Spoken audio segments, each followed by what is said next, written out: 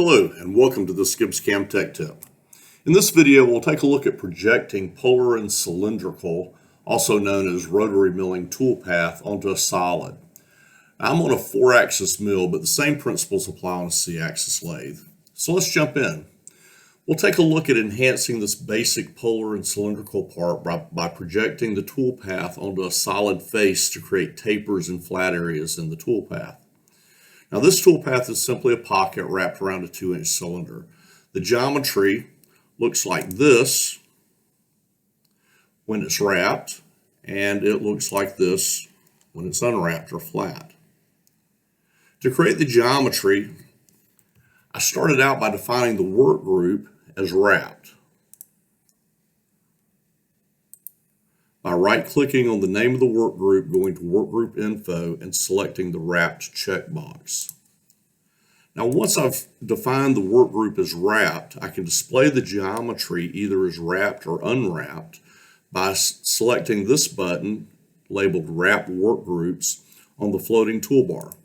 And it just toggles back and forth between showing the geometry flat and showing that geometry wrapped around a cylinder.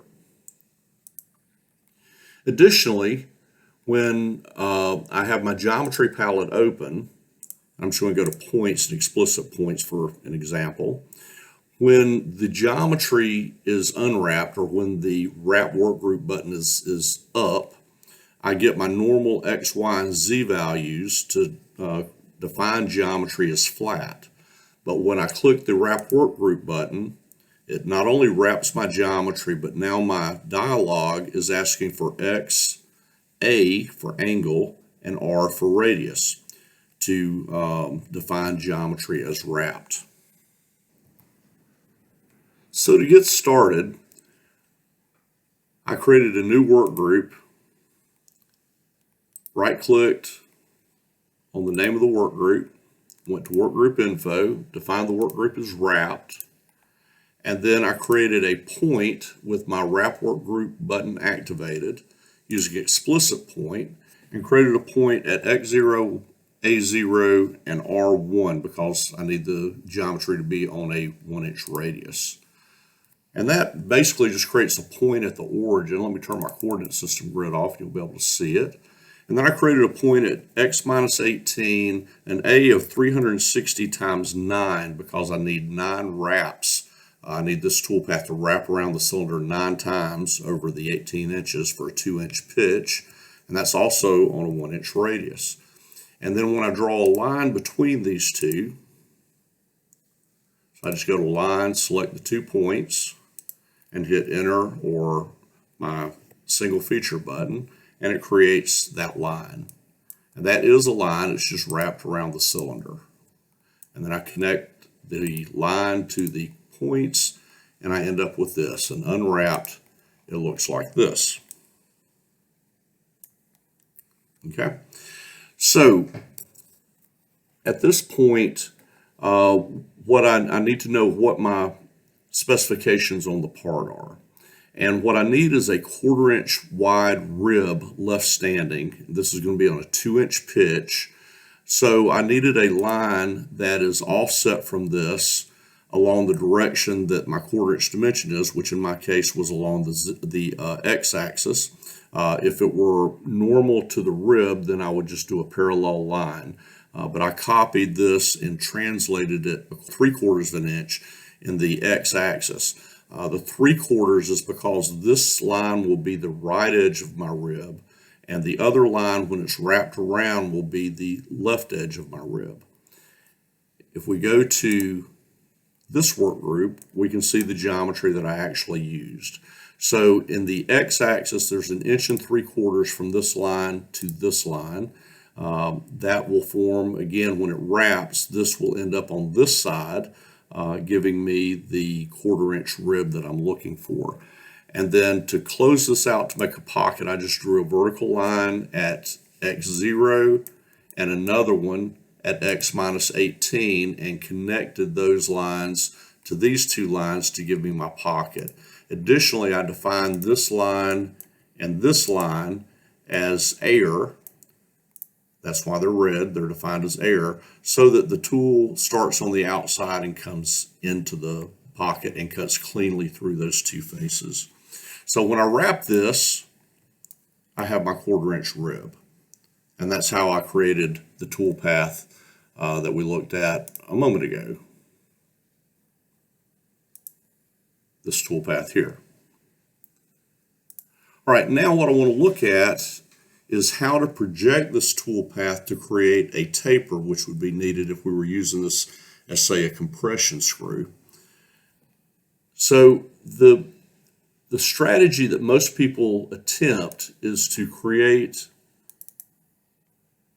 a revolved shape with the, that follows the floor of this pocket, and then they create their toolpath projecting onto that. So if I load this back up and select this, and in my process, I want to make sure that I have, under my Solids tab, Project 2D Toolpath clicked. That tells the software to project this toolpath onto the solid.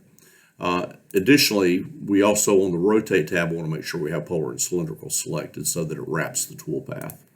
But when I create this toolpath, and let me make sure I have enough depth here as well. So I'm saying the top of my part's at 1 inch. I probably need more than that. I think that's about a 1/2 inch deep. And I say recreate that toolpath. What you'll see is that it's not following the cylinder. It's not following the shape. There is just a tiny little bit at the very beginning where it may be controlled by this. And the reason that that occurs is if I unwrap that geometry, this is the geometry that the toolpath is calculated on. In other words, the toolpath is calculated before it is wrapped. So it's creating toolpath for this flat pocket and then wrapping the toolpath. So you can see that the only area that would be controlled by this would be any area that's inside this pocket flat that's over that solid model. So this is not the model that we need in order to correctly control the depth of this tool.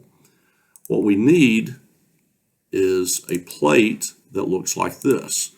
Now, if I go to a front view, you'll see that this plate has the same profile on top that our model has, that our cylinder had. But this plate covers the entire area of our pocket. But it has a taper down, then a smaller taper down, and then a flat area. So if I create my toolpath on the geometry, let me put this away. If I create my toolpath on this geometry, and it doesn't matter whether it's wrapped or not, using this solid as my projection and recalculate it, and we go to a front view, you'll see that my toolpath is following this taper. This is a steeper taper, then a shallower taper, and then a flat area. We get the toolpath that we were looking for. Now, we would probably want to take this in multiple passes, but for the sake of time, I will try cutting this just in one pass. So we can see that we're starting out shallow. I believe that's about 1/8 of an inch deep, and then we're working our way down to where we're about a 1/2 inch deep.